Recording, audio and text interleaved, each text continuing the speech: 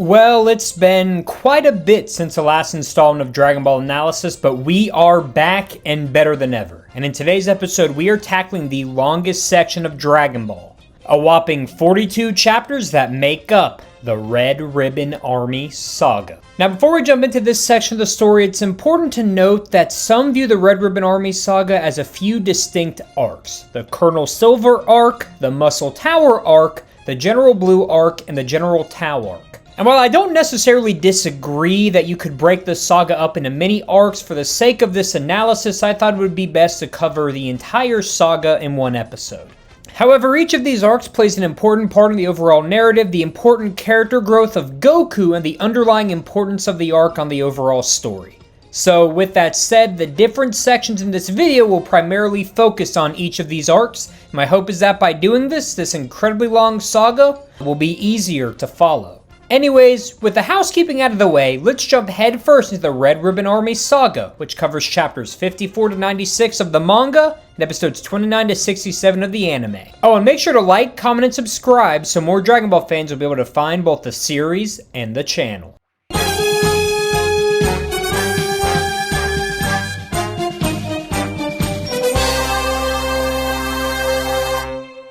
In the process of revisiting this story, I have tried to recall my memories and feelings on each of these arcs prior to seeing them again many years after my initial viewing.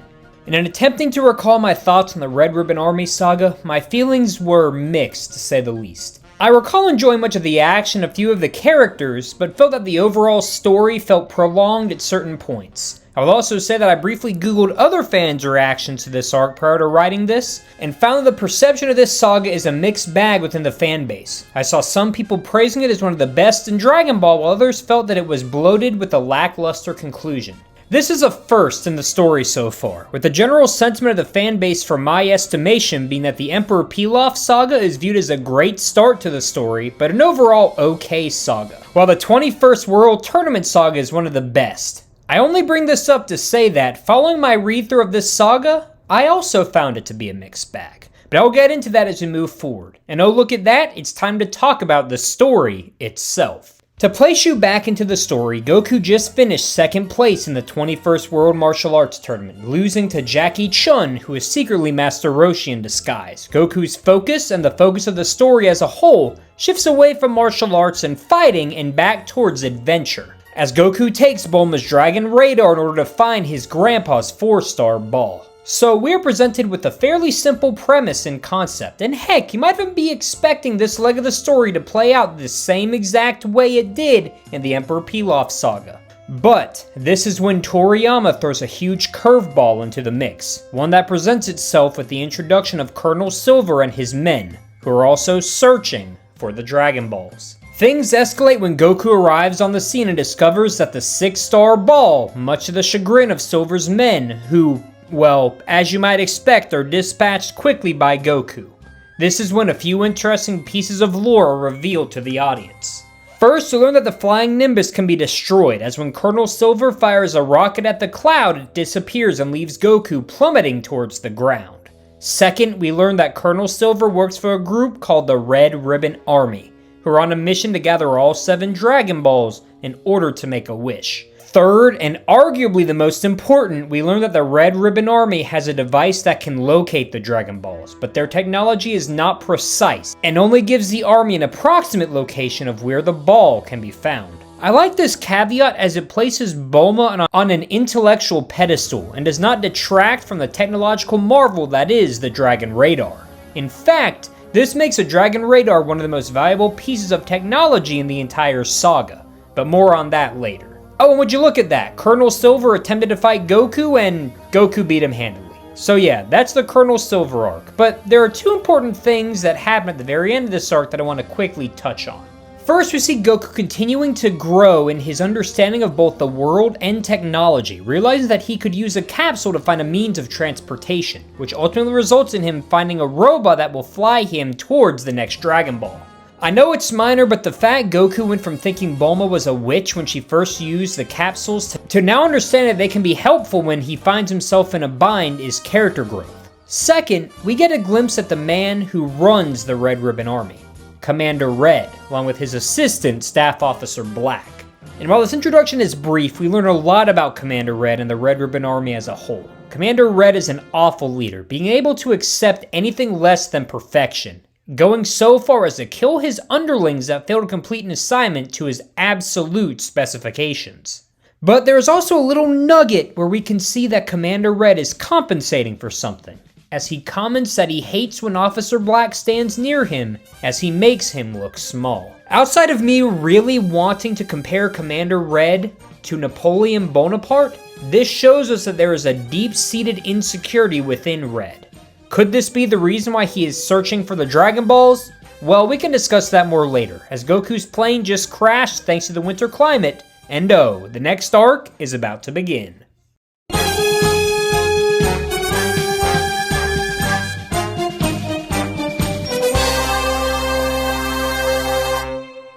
The second arc of the saga starts off with a fairly simple premise. Goku crash lands in Jingle Village, is saved by a young girl, and learns that the Red Ribbon Army has taken over the village, enslaved the mayor, and is forcing the male residents of the village to partake in involuntary servitude in order to find the Dragon Ball.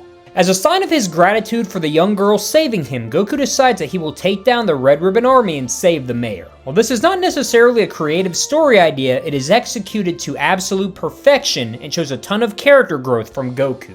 One of the first things to note is Goku's sense of friendship. As I've said in the past, Goku is a simple character that can easily be understood. He does not make grand statements about the world around him or the constant maelstrom of what makes an action right or wrong. He's straightforward. If you do something for him, you not only become his friend, but he will also do whatever he can to help you in return.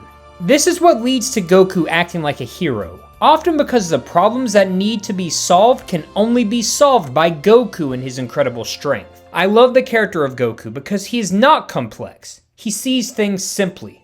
Good people doing good things, or bad people doing bad things. Someone who is willing to help him is a friend and therefore is deserving of his help in any situation, because that is what friends do. We do not see Goku refer to himself as a hero, really ever, and quite frankly, he's not your typical hero. But that's what makes him great. He's a simple boy who wants to see good prevail and evil stopped, and his nature is put on full display during this arc. Shifting from Goku's character to his mission to take down the Red Ribbon Army, Goku is forced to climb to the top of the impressive military structure known as Muscle Tower. Not only is the tower visually impressive, but it gives us a good look at just how powerful the Red Ribbon Army is. They have armed guards constantly patrolling the village to ensure that the village residents stay in line. They have a large armory of high-powered weaponry and incredibly powerful soldiers.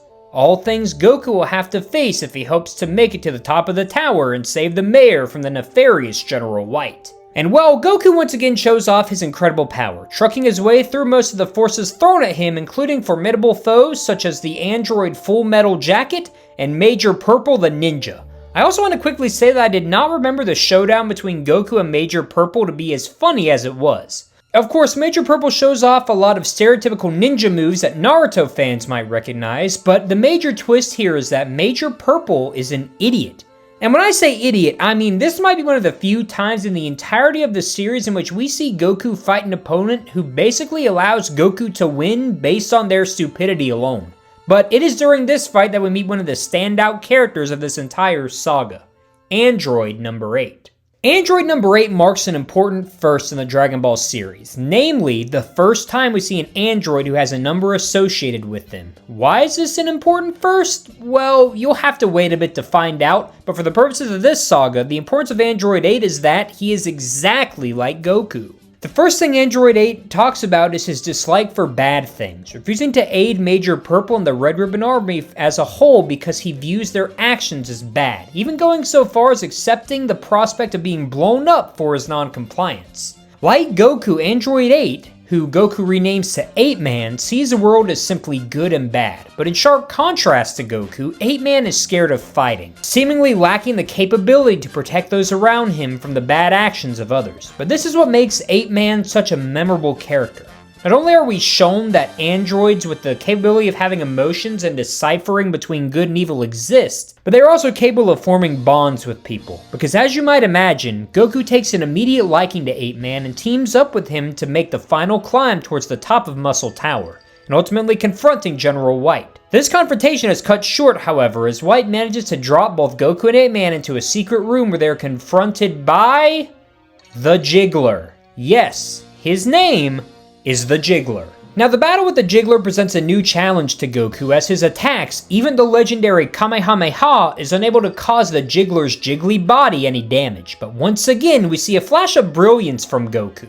Remembering how the robot that flew him to Jingle Village began to malfunction when the climate got cooler and cooler, Goku decides to punch a hole in the wall of the tower, allowing the cold climate to freeze the Jiggler, leading to Goku destroying him in his frozen state. So I don't know whether to chalk this up to Goku's battle brain or to Goku becoming more observant of his surroundings, but either way, great move by Goku.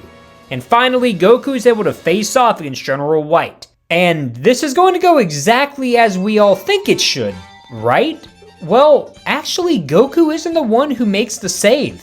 8-Man does. General White takes the town mayor hostage and neutralizes Goku by shooting him with a hyper gun, prompting 8-Man to step in front of the gunfire, protecting Goku and finishing General White off with a massive punch. So when push came to shove, 8-Man ended up being more like Goku than we expected. Like Goku, when his friends were in trouble, 8-Man stepped in and used the power only he possessed to save the day. And no, 8-Man's heroic feats do not stop here. 8-Man also reveals that he kept the 2-star Dragon Ball hidden in his clothing this entire time, for the sole purpose of protecting the people of Jingle Village from certain death after General White's mission was complete. There is something special about Goku not being the ultimate hero of Jingle Village, and it being someone who mirrors Goku, a lone android who decided that he disliked bad things and used his power to protect others from it. Now, I don't think Toriyama is attempting to comment on AI gaining sentience or anything like that, but rather how important humanity is, and how sometimes simple actions like choosing to do good instead of bad is more human than anything else that we can do in our everyday lives. This fact is pointed out by the mayor, who agrees to adopt 8-Man, serving as a storybook ending to 8-Man's arc. However, things take a turn for the worse as Goku discovers that the Dragon Radar was damaged during the raid on Muscle Tower, and he will now need to find Bulma in West City in order to get it repaired. After spending one final night in the village, Goku prepares to make the journey to find Bulma on foot, until, coincidentally, a village elder reveals that back in the day there were a ton of flying Nimbus in the sky, and that they were unable to be destroyed. So, yeah, I'm not quite sure how I feel about this. On one hand, yes, Goku being able to simply call his indestructible flying cloud is needed for the story to progress, but on the other hand, it sort of takes away from the mystique that made the cloud special. Going from being a gift given to Goku by Master Roshi that felt one of a kind and unique to something that was readily available at one point, it makes the overall lore of the cloud feel less special. Regardless, make sure to leave your thoughts down below as either just my thoughts on the narrative choice. But the most important thing that comes out of this is that Goku is able to fly towards West City, starting an arc that can best be described as a mixed bag.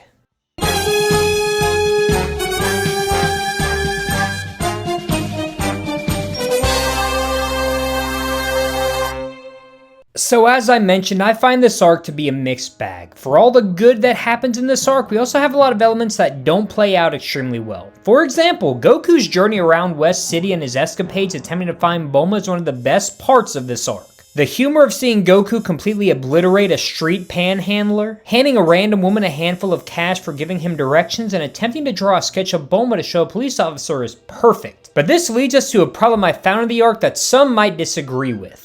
That being, reintroducing Bulma and Krillin into the story. So why is this the case? After all, Krillin is one of my favorite characters in all of Dragon Ball, and seeing Bulma along with Roshi and Launch should be a treat, shouldn't it? Well, my issue is that we really don't see much character development from their inclusion in the story. Of course, Goku wouldn't be able to hunt for the next Dragon Ball without their help, but their inclusion is short-lived and feels unnecessary. Not bad, but unnecessary. I guess we do learn that Bulma is jealous of Yamcha being popular with the ladies, and oh, she is incredibly rich, with it being revealed that her father is the founder of Capsule Corporation, the organization that invented the capsule devices used throughout the story thus far. So yeah, we meet Bulma's family, get the Dragon Radar fixed, and also have Bulma join the party to find the next Dragon Ball, a ball that is trapped underwater. The ball being trapped underwater is what ultimately leads to Roshi, Launch, and Krillin being reintroduced into the story, as Goku and Bulma need to borrow a submarine in order to find the Dragon Ball. They obtain this submarine by Bulma giving Master Roshi a device that allows the user to shrink size when they desire, which, well, you can probably imagine what Roshi attempts to do with this technology. And oh, if all of this undersea travel wasn't exciting enough, Krillin reveals that there is pirate treasure at the bottom of the sea that they should look for. Oh wait, that's sort of like... Just bringing this analysis back to something we discussed in the first episode, the sense of adventure in this section of the story is fantastic. Not only are we searching for a Dragon Ball, but we are now also searching for some ancient pirate treasure, and to raise the stakes even more, the Red Ribbon Army is hot on our trail. And since we just mentioned them, let's talk about the main antagonist of this arc, General Blue. General Blue is a treat of a villain, striking a fantastic balance between being goofy while also intimidating. His characterization is actually a perfect representation of the Red Ribbon Army as a whole. In this arc, for the first time, we learn that the Red Ribbon Army is known throughout the world and is seen as a legitimate threat to world security by many. Additionally, their capabilities are immense, being able to track Goku's location and deduce that he must be in cahoots with others. And while this might be intimidating, the humor comes from the fact that we see the Red Ribbon Army as a whole get demolished every time they appear in the story. First when Goku fought Colonel Silver, then when he destroyed Muscle Tower, and then we see Master Roshi and Launch completely eradicate Captain Dark and his forces when they visit his island. However, this is when General Blue really cements himself as a fantastic character, by showing that unlike every other Red Ribbon Army character before him, he is no pushover. You see, when Goku, Krillin, and Bulma find the underwater cave that houses the Dragon Ball, Goku is forced to face off with a pirate robot. Yes, you heard me, a pirate robot, and no, not Frankie, which separates him from his friends, and leaves Krillin and Bulma to stand off against General Blue on their own. And surprisingly, Krillin loses. Yeah, he loses. A kid who managed to stand his own ground against Jackie Chun falls in a fight against General Blue. General Blue not only has physical capabilities that rival that of Krillin, but he also has a technique that has only been seen once before in the series in a slightly different manner: telekinesis, a power that allows General Blue to restrict the mobility of his opponent and ultimately helps give him the upper hand against Krillin. But before he can land the final blow, Goku once again shows up to make the save. Goku's dramatic yet awesome entrance is cut short by the fact that even our seemingly invincible Monkey Boy is not immune to General Blue's telekinesis. Becoming immobilized, Goku is faced with the prospect of being killed by General Blue, but at the last moment, Goku is saved by a mouse. Now, believe it or not, this is actually one of my favorite moments of the entire saga, as Goku ends up risking his life in order to save this mouse from the collapsing underwater cave. This once again shows that Goku will choose to see the good in people, and in this case, animals. And if you are good to him, he will be good to you. And let me just say, Goku might not be a hero in the traditional sense, but he is a damn good hero in this stretch of the manga. Not only does Goku save the mouse, manages to recover the 3-star Dragon Ball before the underwater cave collapses, but also uses a Kamehameha to propel his friends to safety after their submarine ran out of fuel. And a quick note on that Kamehameha, I always love when we see Goku use the Kamehameha outside of battle. Not only showing that Kamehameha is a useful technique for purposes outside of combat, but also serves as a callback to the very first time Goku saw the technique used, in order to put out a fire and to help friends in need. So the group got the Dragon Ball and returned safely to Roshi's island. Arc finished, right? Well, no. General Blue shows up, uses his powers to freeze Goku and his friends, and takes off with the Dragon Radar and the 3 Dragon Balls as well. Once Goku is freed from his telekinetic powers, he begins chasing General Blue, which leads us to one of the most interesting stretches in Dragon Ball. So both Goku and General Blue find themselves in Penguin Village, the home of Arale and her many quirky friends. Heck, we even have a Yamcha lookalike here. For most readers, this section of the story might seem a bit overwhelming, with a ton of new concepts, characters, and lore being thrown at them in a very short period of time. This is actually Akira Toriyama inserting characters from the first series he ever published, Dr. Slump. Dragon Ball was released in 1984 and has gone on to be considered Toriyama's best work, but his first work released in 1980 and followed a robotic girl named Arale and her adventures in Penguin Village. The series was meant to be comedic in nature, the style of writing that Toriyama was accustomed to, and ultimately paved the way for the creation of Dragon Ball. I think it's beautiful, with the passing of Akira Toriyama still being fresh in the minds of us fans, that we were able to see his two most iconic series and their flagship characters interacting with one another. Heck, this isn't even a mere cameo. The characters from Dr. Slump play a massive role in the story, as Arale is able to go toe-to-toe with General Blue, and Turbo makes Goku a new Dragon Radar after the original was stolen by General Blue. So while the inclusion of these characters might feel clunky and admittedly interrupts the pacing of the arc quite a bit, I don't think it can be overstated just how special this is. These few pages now serve as a tribute to the great man who created these series and touched the lives of many. And for that, I'm thankful. And as this arc ends, we are thankfully about to enter the arc that many consider to be one of the best in all of Dragon Ball.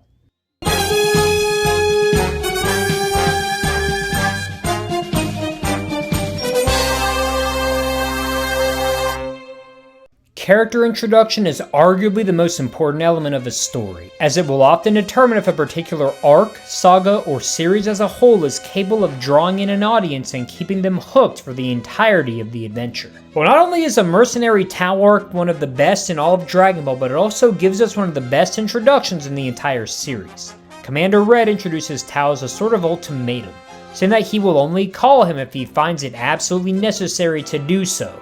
And after General Yellow is handedly defeated by the combined efforts of Goku and Bora, the guardian of Korin Tower, Red calls him in. When we are introduced to Tao, we can immediately tell a lot about him. He exudes confidence, is unfazed by the commands thrown at him by Red, and has his mind set on one thing, completing his mission so he can get paid. Well, this is a good tone setter for a character. The real treat comes when Red forces Tao to fight against General Blue, who just arrived back at the base following his successful acquisition of the Dragon Radar. As we have established, General Blue is no pushover. He was able to defeat Krillin, hold Master Roshi captive with his telekinetic powers, and even hold his own against Goku. So based on what we know, Blue should be able to stand a fighting chance against Tao, right?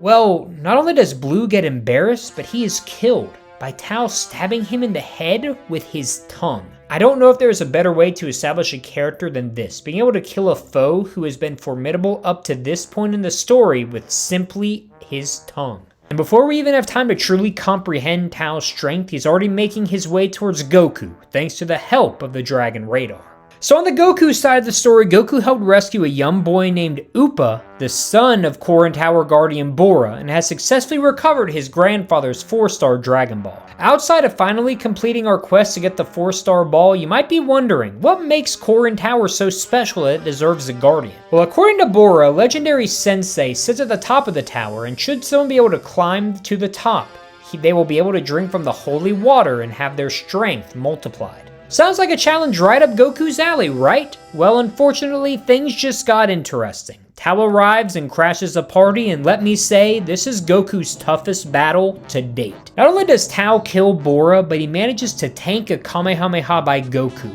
and fires back a special move of his own, the Dodan Pa, a move that seemingly kills Goku. So in the span of a few minutes, General Tao successfully managed to kill both Bora and Goku, taking Goku's 3 Dragon Balls for himself, and heading towards a retail store to get new clothing before he hands the balls over to the Red Ribbon Army. So, story over, right? Well, in one of the best and most heartwarming moments of the series, it turns out Goku was saved by the 4-star Dragon Ball being held in his clothing, as it absorbed the impact of the Dodan Pa, meaning that, in Goku's mind, his grandpa saved him. This is an incredibly sweet moment that perfectly captures what this entire saga has been about. It has not been about mindlessly collecting the Dragon Balls or taking down a worldwide threat. It's been about Goku collecting the only memento he has of his late grandfather. But Goku's defeat at the hands of Tao has now solidified the next steps of Goku's journey. First, with Tao likely returning to recover the 4-star ball, Goku must climb Korin Tower in order to get stronger. And second, Goku must collect all 7 Dragon Balls in order to wish for Bora to be revived. So in one fell swoop, we not only have an immediate goal for the remainder of this arc, but a future goal that will seep into the next saga. This is brilliant writing, but we can't spend too long talking about the future, as at the moment, Goku has begun to make his way to the top of Korin Tower. Goku climbing up Korin Tower adds an important sense of tension to the story, as the outcome of this climb will determine the remainder of this arc. We now know that there is a force capable of defeating Goku, which makes this training vital, not only for Goku's survival, but the future of the story as a whole. And when we finally make it to the top of the tower, we are greeted with a cat. Yep, turns out Korin is a cat, and while climbing the tower is hard enough, it is quickly revealed that in order to drink the holy water, you must take it from Korin, which proves to be harder than one might initially think, as Korin possesses impressive speed and agility. To make matters worse, Korin reveals that the last person to drink the holy water was none other than Master Roshi, but it took him 3 years to do so, while Goku only has 3 days. Now, a quick side note, this is the first time we were introduced to a sensu bean, a bean capable of healing all wounds, fatigue, and hunger. These beans aren't incredibly important now, but trust me, they will become incredibly important later. Back to the training, Goku gives it his all but struggles to get his hands on the water, due to both the thin air and Goku falling off the tower. But surprisingly, Goku manages to scale the tower in 3 hours, meaning that his speed and agility have both increased in the short amount of time he is chased after Korin. And as you might imagine, Goku does eventually catch Korin and drink the holy water, but before he does, we are shown an important scene that perfectly embodies Goku. While Korin is asleep, Goku contemplates whether or not he should take the water from Korin, but ultimately decides to wait, saying that he will take the water fair and square. This is one of the first times that we have seen Goku show a sense of honor, not caring as much about achieving victory, but rather improving in both skill and strength in order to meet an end goal. A lesson that is rooted in Goku thanks to his training with Master Roshi. And as Goku drinks the holy water, it is revealed that the water is nothing more than ordinary rainwater. I know for some, the reveal that the holy water has no special qualities might be a letdown, but I actually think it enhances the story a lot. I'm going to use Pokemon to make my point, so all you Poke nerds out there, please stand up. The idea of the holy water is essentially like the use of rare candies in Pokemon. You have the ability to level up your Pokemon and make them stronger without the need to grind trainer battles or wild Pokemon for your team to grow. The reward is that you gain strength faster, but you miss out on watching your Pokemon grow through overcoming obstacles and achieving victory. The reason Pokemon is as popular as it is stems from the bond we create with our team throughout their journey. We watch them grow, evolve into new forms, and we ultimately grow alongside them to ultimately take down the champion of that region. It is the struggle, trials, and tribulations that makes Pokemon what it is. And this is no different than Goku. Seeing Goku train and knowing that every second is precious makes this meaningful and is a treat for us to watch Goku continue to grow. This is the exact reason why I believe this arc is so loved by many, as it is another chance for us to watch Goku evolve from the naive little boy with incredible power to a little boy that has a sense of responsibility to get stronger in order to protect those around him. And oh, I should mention that Goku successfully got the water in 3 days. Another impressive feat, like Goku performing the first Kamehameha a few minutes after seeing it for the first time, while an ordinary person would struggle for 50 years to master the technique. While it is clear that Goku is special, he does not rest on his base power and instead chooses to keep getting better and better. It is this quality that makes Goku one of my favorite fictional characters of all time. We are given a front row seat to see Goku's newfound strength as he arrives back at the base of Korin Tower to face off against Tao for a second time. As you probably imagine, yes, Goku does emerge from the fight victorious, but there is no better shot that shows how much Goku improved thanks to his training with Master Korin than when Goku manages to block Tao's Dodon Paw with his bare hands. A move that nearly killed him last time and seemed to be a move on par with that of the Kamehameha is now able to be blocked by Goku. This fight is so satisfying as we see Tao get thrown around like a rag doll, with Goku managing to eat his attacks on the rare occasion Tao manages to land hits on our young protagonist, and ultimately ends with Goku kicking a bomb back at Tao, defeating him, and claiming victory. But while you might expect Goku to begin his hunt to help revive Bora, Goku has one more thing he needs to take care of.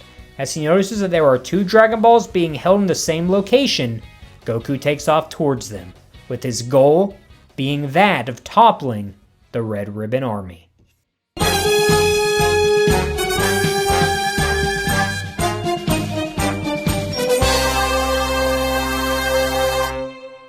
I won't take up much time talking about the ending of the saga as it is fairly straightforward, but we are presented with some of the best fighting panels in the entire series. The spectacle of watching Goku invade and completely destroy the Red Ribbon Army's base of operation can only be described as epic. We have not seen a show of strength from Goku quite like this before, and it is one of the most memorable moments in all of Dragon Ball. Interestingly, all of Goku's friends are able to watch Goku's plight thanks to a satellite ship used by Bulma. And the prospect of Goku tackling the entire Red Ribbon Army by himself scares his friends, so much so that they employ the help of both Yamcha and Krillin to back Goku up in his efforts. But thankfully, as we the audience know, their help is not needed, as Goku's training with Korin has made him a one-man army all on his own. Now, you would probably suspect that the ending of the saga would see Goku face off against Commander Red, right? Well, as it turns out, the seeds of insecurity planted by Commander Red sprouted into a tree, as Red's goal was never to wish for world domination, but rather to be tall. Again, I don't think Red is based on Napoleon, but the similarity of a power-hungry man who is self-conscious about his height is too noticeable not to mention, and this ultimately leads to Red's downfall, as when Black learns of Red's ultimate desire, he kills Red, becoming the new leader of the Red Ribbon Army and acting as the only obstacle standing in the way of Goku and the downfall of the Empire. The final fight between Goku and Commander Black is epic, as Commander Black breaks out his battle jacket that increases his physical power immensely and gives him access to firepower strong enough to destroy a mountain. However, Goku's power is too much for Black to handle as Goku plows through the battle jacket, showing that both Goku's physical body and his will are stronger than the entire Red Ribbon Army. And as Commander Black's power suit explodes, Goku, the little boy who simply wanted to recover his dead grandfather's heirloom, has managed to bring down the Red Ribbon Army, a military organization whose name was feared throughout the world. And while this might seem to be a happy ending, there is still more work to be done, as Goku is missing one Dragon Ball, which he needs to find in order to bring Appa's father back to life. And that does it for the Red Ribbon Army saga. Again, this saga is a mixed bag, but overall I think it's pretty good, and I completely understand why many love and dislike this saga. I also want to quickly thank you all for watching. I know this video was a long one, so if you are still here, know I appreciate it immensely. Anyways, make sure to like, comment, subscribe, and share this video with a friend. We have a like goal of 30 on this episode, so make sure to hit it for more content on the channel. Thanks again, and I'll see you all in the next episode, where we will cover the Fortune Teller Baba saga. See you all then.